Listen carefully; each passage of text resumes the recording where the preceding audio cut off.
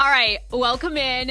New Sarah Fraser Show podcast. We are live on TikTok, and we have a lot to get to, okay? There's a lot of new news coming out over the weekend from Welcome to Plathville. You know, Welcome to Plathville is completely imploding.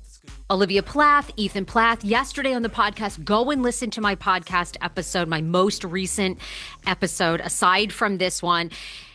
But over the weekend, Olivia Plath came out. She detailed the abuse that she suffered at the hands of Ethan Plath. I mean, the guy spit in her face, took a door off of the hinges. And, you know, a lot of people are debating, is she a victim of domestic violence? Because people associate domestic violence, including myself, with you getting physically hit, you know, punched, hit, thrown down the stairs, all that stuff. So Olivia Plath, I think, is very honest about this on her social media. She's trying to work through kind of what title it is because he never physically hit her. Although I said on the podcast, the spitting in the face to me is such a violent act. That's like the same thing.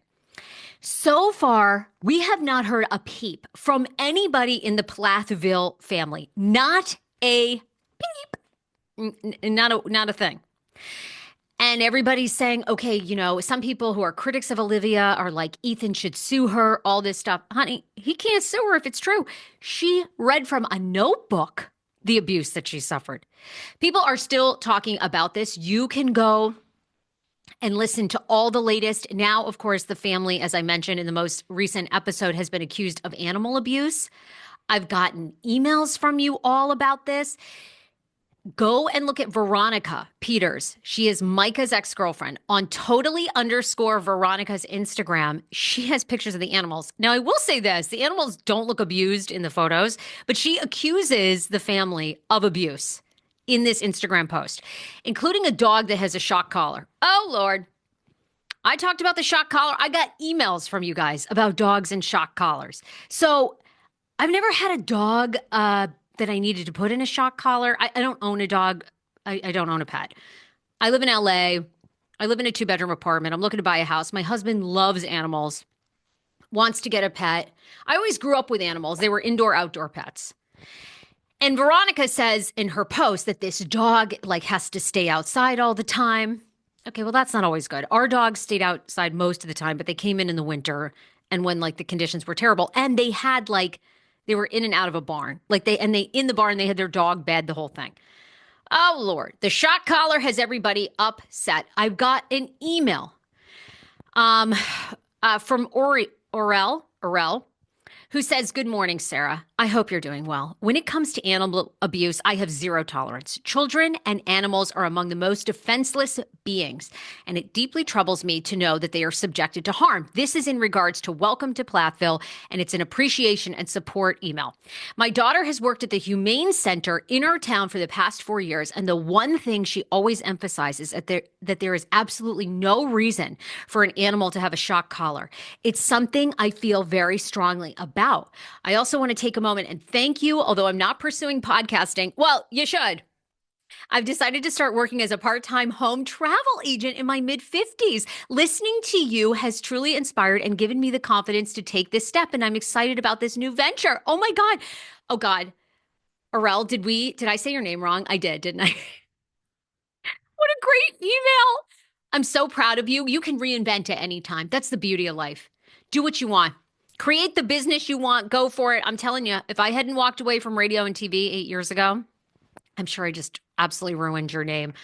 But I am so proud of you. And thank you. That makes me feel so good about the show. I really do this show for escapism. I share my whole life to try to help others. But there you have it. There's a listener who was so compelled by the most recent podcast episode I did, and this Welcome to Plathville drama, says that her daughter works for an animal shelter and there's no reason to have an animal on a shock collar. Go and look at the Instagram. It's kind of sad. It is. So anyhow, they have now responded to the animal abuse allegations, if in fact that's true or not true. And this is at the Welcome to Plathville farm that we've seen on several seasons of the show early on. All right, let's get to the other news that we have to cover today, including Sister Wives. In Touch magazine standing by a story that they published in the fall of 2024 that Janelle Brown has already sold her share of Coyote Pass. Do we believe this? And do we think we're going to find this out when the show returns April 20th? I'll tell you about that. I will also tell you about Robyn Brown. There is a post circulating that Robyn Brown has an email list. And then on that email list, she shares information and stories about her dolls. Is it real or is it fake? First of all, I hope to hell that Robyn Brown has an email list. I would love that. We got to talk housewives. We have two huge housewives updates. We have a new inside jail source that says Karen Huger ain't doing well. Now, I was the first. I had a jail insider who let us know the very first day that Karen was booked how she was doing. Well, now it's been several weeks. I actually think it's been a month that Karen Huger remains in jail in Maryland. I do not have the scoop on this, but it is making news that Karen apparently is not doing well in jail, and she is concerned that she could be jumped and targeted because of her fame. And then we've got to talk Teresa and Louie. Oh, it is so sad. Teresa and Louie, I mean, bloggers, podcasters coming out of the woodwork who have done the real digging on this, believe these two, Louie and Teresa, are going to lose their home. And now there's a new story out. It's true. By the way, they have a monster tax bill, almost $3 million in back taxes. It looks like their future TV earnings will be garnished to pay the government. And are they losing their home? So if you are a Real Housewives of New Jersey fan like I am, by the way, I like Teresa. People hate Trey. People hate Teresa.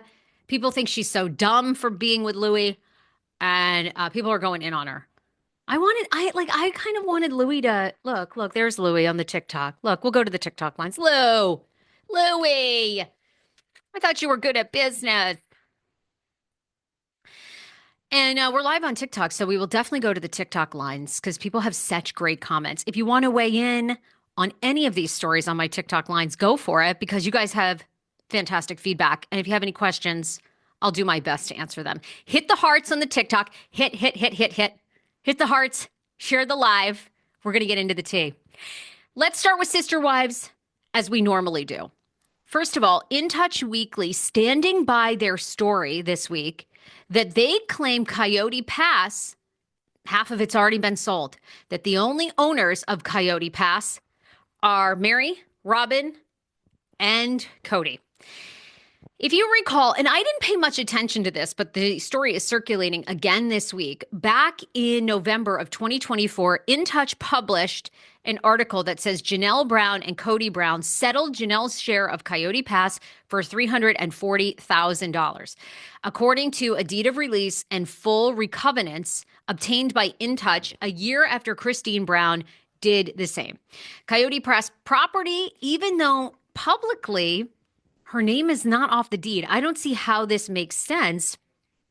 They are saying that in the next 9 episodes, when Sister Wives returns April 20th, it will be confirmed that Coyote Pass is partially sold, that Janelle is out.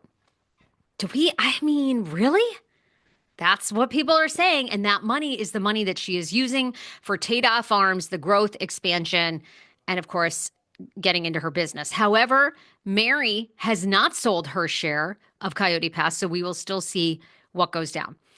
Again, this story was out there in November. I didn't pay much attention to it whatsoever, but it is recirculating, and people are saying because Mary and Janelle keep teasing like there'll be a resolution about Coyote Pass coming up, In Touch is saying, yeah, this is the resolution, and we scooped it first, that Janelle is out. She got $340,000. By the way, Coyote Pass, according to the tax assessment in 2024, is worth $1.3 million. So $340, $350 per person kind of makes sense. And they say, all right, we're going to be right. So we will see if In Touch, in fact, is correct. Janelle also posted, now people, y'all are funny. People are either coming for her or supporting her. But last week, Janelle put up a makeup-free picture of herself in an infrared sauna, like in a hot sauna. And she posted on her Instagram and she said, "This week has been a lot and my stress levels have been extra, but I discovered 30 minutes in the infrared sauna is like hitting the reset button. I know there is science, but it feels like magic, helping me feel balanced again. Extra benefit, I sleep better. If you haven't tried it, I highly recommend it." Janelle's fans, once she posted this picture, are now comparing her to Pamela Anderson. Over 27,000 of Janelle's 1.3 Instagram followers liked the post, and in the comments section, she received a plethora of comments, namely for going makeup free in the snap. Does Janelle ever wear makeup, by the way? I didn't think she ever really did. In fact, several fans went on to notice the resemblance between Janelle and two famous bombshells, Pam Anderson and Marilyn Monroe. Okay. All right. Wow, she's like, look at this Janelle being compared to Marilyn Monroe. Now, I'm chuckling here. I mean, good for her. I mean, nobody's sliding into my DMs and going, "Oh my God, you know who you look like? Pam Anderson." Call me crazy, some of her fans wrote. Pam Anderson has been going au naturel lately, and you all look similar. Oh boy, people love that. I don't know who people are going to say to me in a few years, "My God, is that Rosie O'Donnell 5 years ago?" The commenter wasn't the only one who saw the resemblance. Hundreds of other people said, "First thing I thought too, Pam Anderson's understudy." I am not, I'm laughing because it's just kind of funny. Like, I wouldn't have gotten Pam Anderson from that, but I mean, God bless her. She's hotter than I am. People are coming at me like, "You're Sarah, you're so mean." Sorry, I've never looked at Janelle and thought, "You know what, Pam, that's Marilyn Monroe." I'm a bitch. I am. I'm sorry. It never crossed my mind. And like I said, you joke about these things, and then in 10 years, people will be like, "You look like Rosie." Whew. Well, okay. Janelle continues to live her best life, of course, as they grow Tate off farm. She's beautiful, by the way. She is. Stop me. People are saying, "No, she doesn't look like Pam Anderson at all." Yes, you do. And is someone saying that? "Yes, I look like Rosie." Thanks. Great. So that's, whatever. Sorry, I'm a bitch. When I saw this and then this story was making headlines like Janelle Brown being compared to Pam Anderson, I'm like, how? Where are the tits? Where are the, where's the sex tape? Pam had a famous love tape with Tommy. Where is Janelle's tape with Cody? Now that would be legendary. People are saying, "No, ma'am, no comparison." Oh God, now I'm already getting, your video has been flagged to protect community experience. Oh my God, you can't talk about anybody these days. I swear to God. It's a joke, please. Pam was a bombshell, says Fish Tank. Janelle's a very attractive woman. That wasn't my first guess. Okay, let's move on here. Okay, I'm getting myself in trouble. Robyn Brown, does Robyn Brown from Sister Wives have a newsletter? Now, I told you yesterday in yesterday's episode, she has lost a tremendous amount of weight. This entire cast of Sister Wives has probably shed 300 pounds. Mary's lost 50 plus. I don't know. I don't have an update on Janelle's weight loss. Christine's lost same thing, over 50. All right, there's 100. David Woolley, her husband's lost 40. Now we got 140. Now Robyn Brown shedding 40, 50, 60 pounds. Okay, so more like 150 pounds. 200 pounds. Gone from this cast. Robyn looks terrific in pictures where she's been spotted in the wild, but she does not have a newsletter subscription, okay? So somebody put out on social media, "Hey everybody, here is Robyn's most recent message to fans via her email subscription list." In it, she talks about her dolls. "Hi, everyone. This is supposed to be Robyn. Hi, everyone. After my morning meditation, which helps ground me and bring my heart back to center, I love to spend quiet time in my doll room. It's a space I've curated over the years, filled with antique porcelain dolls, most of them dressed in beautiful shades of purple. The color has brought me comfort, peace, and a sense of gentle strength. Dolls, creepy dolls bring you strength?" Okay. I gotta get my doll collection out. Organizing the shelves, adjusting their dresses, brushing their little curls. It's small but meaningful ritual that brings me a sense of calm and control in a world that often feels loud and unpredictable. You live in Flagstaff, Arizona. Is it that crazy there?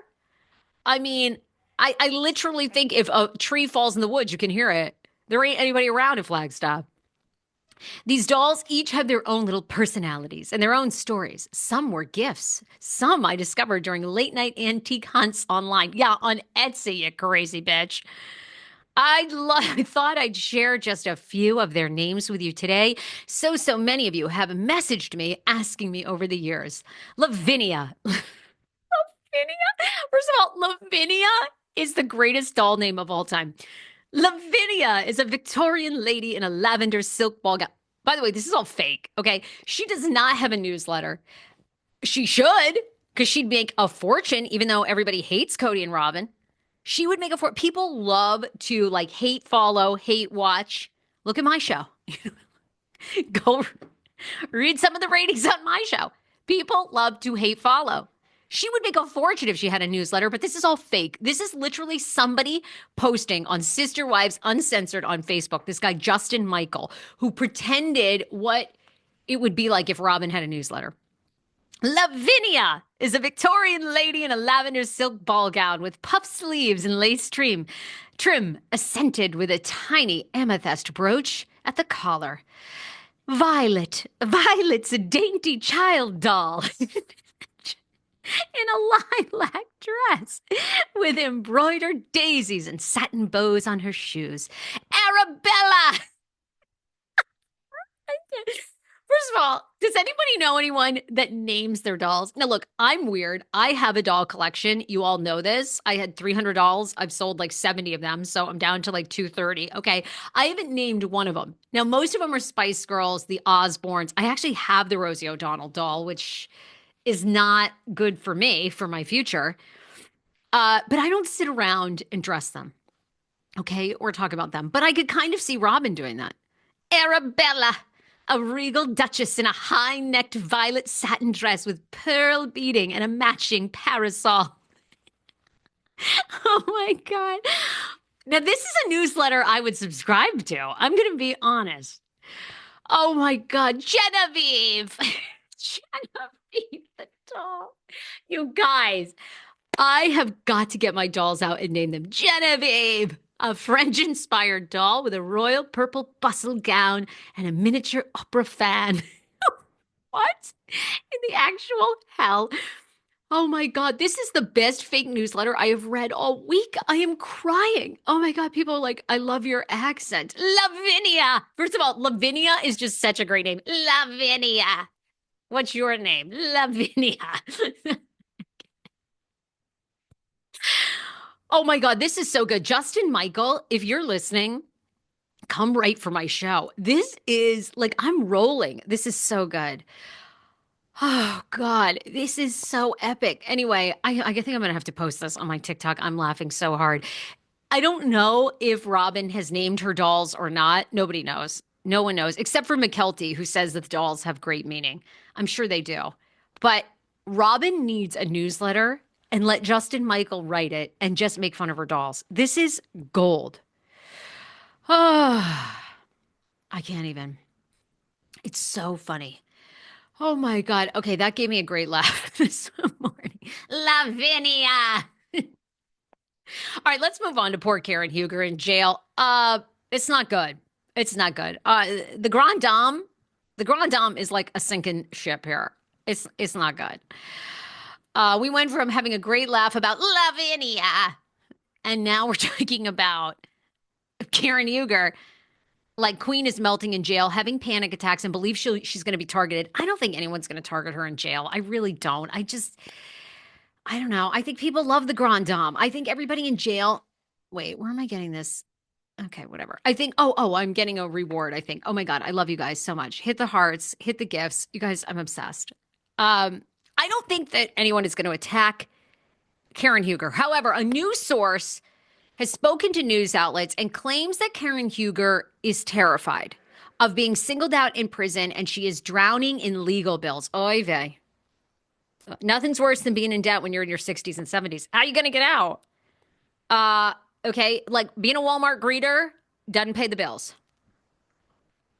That's what you do for fun to keep your mind stimulated after you've hit retirement. If I can tell you one piece of advice, buy nothing designer, save every nickel you have, like live well under your means. Nothing is better than having money when times are tough. Like none of this designer crap is ever worth it. Ever, ever, ever, ever. Nobody cares. Now buy the fakes. Okay, that's a tangent. She's also worried about being singled out in prison. And she's now having panic attacks, according to this source, and insomnia. Now, last month, we all recall she's been in prison, well, jail, whatever you want to say, for over a month now. She was sentenced to 2 years in prison, but 1 year suspended following her accident last March. She was found guilty of DUI. Okay, Karen is terrified that she will become a target. She's a celebrity, and quite rightly, she's singled out as a target by other inmates. Now, according to a source, Karen expected to get only a few months, but not a year. They say that she's getting really skinny. She's a bony little thing and has no way to defend herself, according to this source. She is absolutely nervous about the next couple of months, and she's hoping that she's going to have her sentence reduced for good behavior, but so far that hasn't happened. I don't know. I mean, she's only been in there like a month, so I don't know how long it takes until that. She's having total panic attacks, according to this jail source. She's insomnia. She's having insomnia. She's not eating. It's one big nightmare. And it's getting brutal after living such a life of luxury. So this is interesting, right? The source that I had the very first day she went in, she was like wearing a designer, like kind of like a sweatsuit. She was like all very happy. She was really looking forward to volunteering and helping other jail inmates. Now, this is very interesting to me because I think, right, when this happened to all of us, now the reality is set in. She's been there over a month. They haven't reduced her sentence. Probably, I'm sure the food is horrible. You're freezing all the time. The conditions suck. I mean, they're not like, she's not in a hardcore prison, but this ain't like living in Potomac. So people are saying at this point, it is not looking good, although Karen should not have been surprised considering that was her fourth DUI arrest in her lifetime. But anyhow, the latest source says that Karen Huger not doing particularly well in a Maryland jail. Of course, if you have any information, you can always send it to thesarahfrasershow at gmail.com. We talk some anonymous sources as well. Kat says, what was Karen sentenced for? DUI. It was her fourth DUI arrest. And instead of pleading guilty, she went to trial. She pled not guilty. And unfortunately, they had this very damning tape you can go and Google of her drunk as a skunk getting out of her vehicle and trying to deny that she was driving.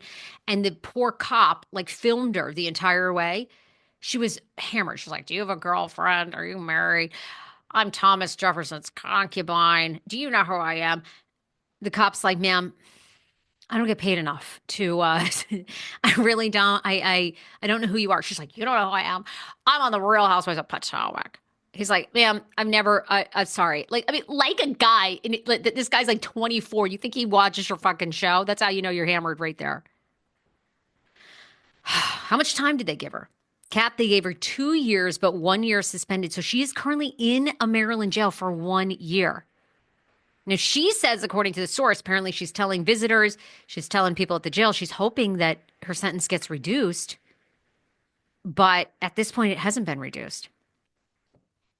So, people are asking about Karen Reed. Oh, I got lots of messages about Karen Reed, too. I talked about the Karen Reed documentary. What's it, Body in the Snow on HBO Max? So good. Page turner. Go and watch that. Better for me than Adolescence. I'm on episode 3 of Adolescence. Then I have a lot of thoughts to share on that series that everybody's talking about. It's okay. Episode 3 was better. The first 2 episodes are slow as can be. But I got a hot take that people are not going to...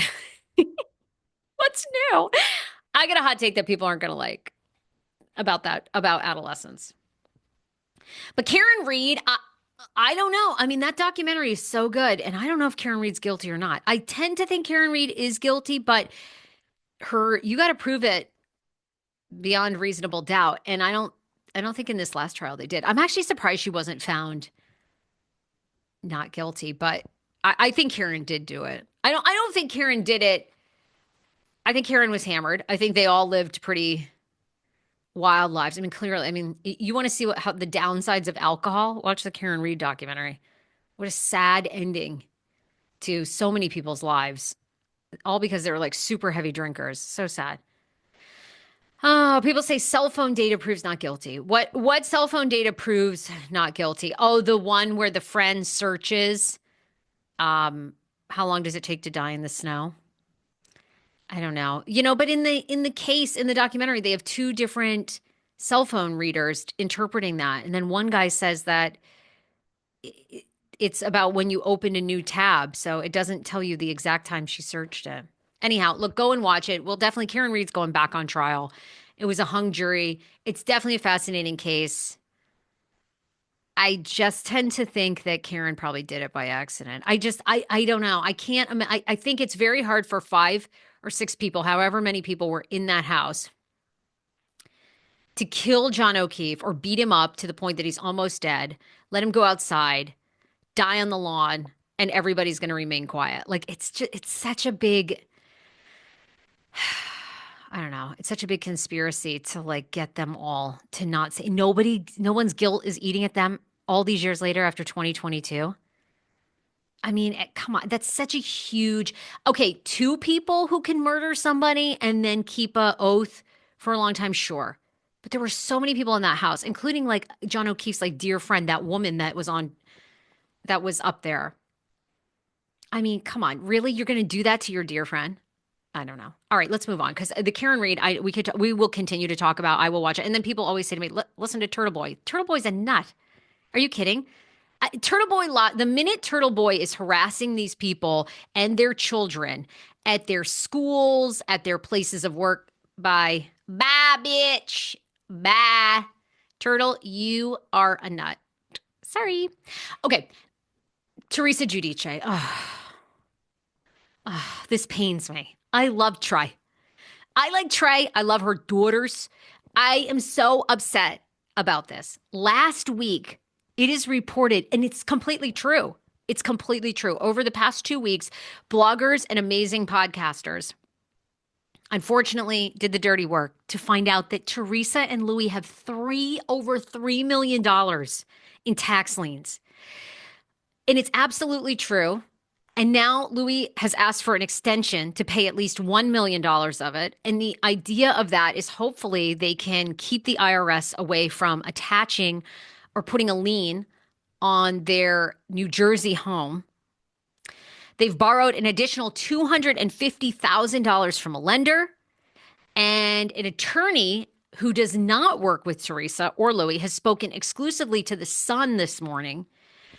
And the penalties the couple face if the lien goes unpaid are going to be monstrous. Mainly, the attorney says, I worry about late payment penalties. The IRS is generally going to top out at 25%. So whatever, if the government goes, okay, you have 1 year to pay off $3 million, where are they going to come up with that?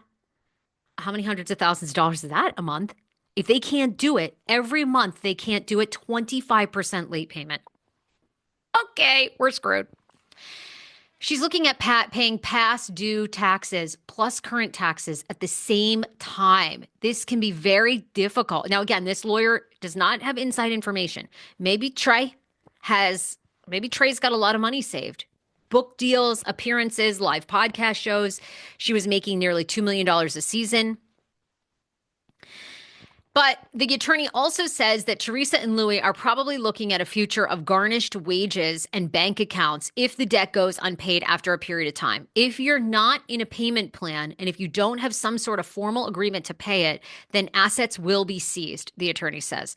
At this point, it should be noted that Trey and Louie have not had assets seized, not had any payments garnished, and there's no lien on their property.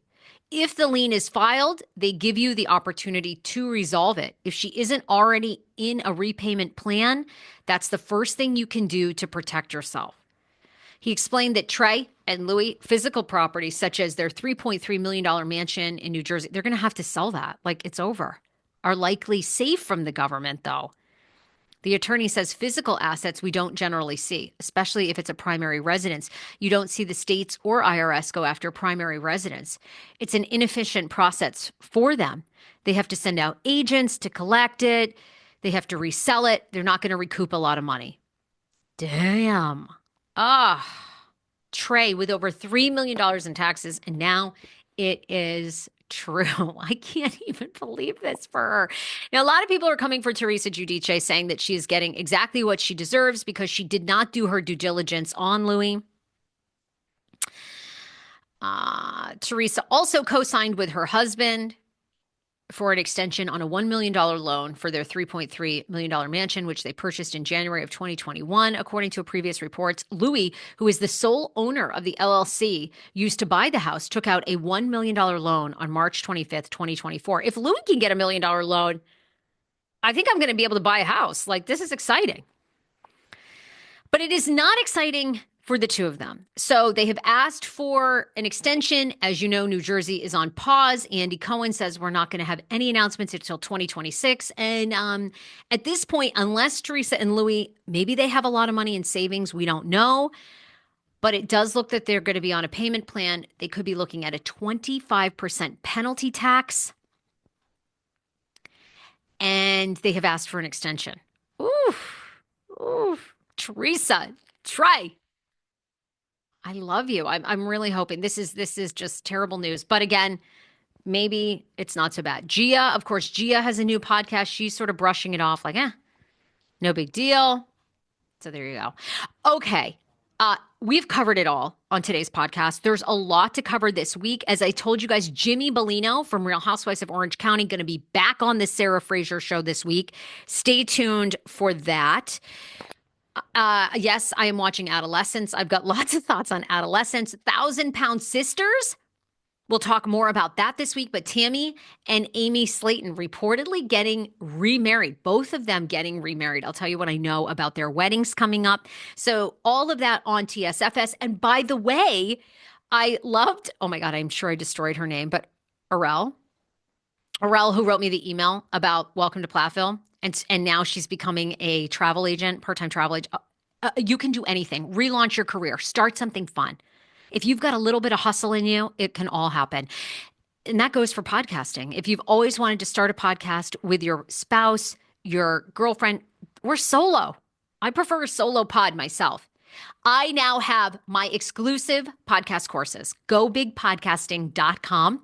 And we're extending the code TikTok20, all caps, TikTok20 through April 5th, because April 5th is the next big decision of if TikTok is sticking around, which I think it's going to get another extension, or if it's gone. The thing about podcasting that is so unique and why you are not too late to the game is there are no FCC regulations. There is no censorship on podcasting. While we all have to deal with censorship on TikTok constantly, that doesn't exist on podcasting. Do you know how amazing that is for a platform?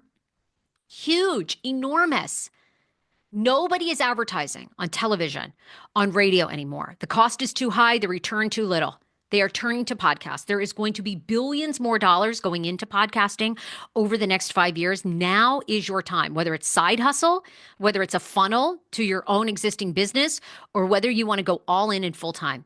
Go to gobigpodcasting.com, use the promo code TikTok20, get 20% off all of my courses. I show you everything there, okay? How to make money, tips and secrets.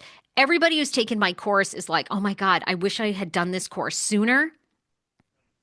It shows you what people are doing wrong with their content, how long your very detailed information, how long your podcast episode should be, how many commercials you insert to make money. If you should join a podcast network. Podcast networks seem great, but do they really hustle for you? And can you do it on your own and make even more money?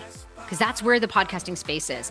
So if you've got a story to tell, if you've always wanted to have your voice heard, from business podcasts to, I just worked with a consulting client who has an interior design podcast. She's used her podcast as a funnel to her courses.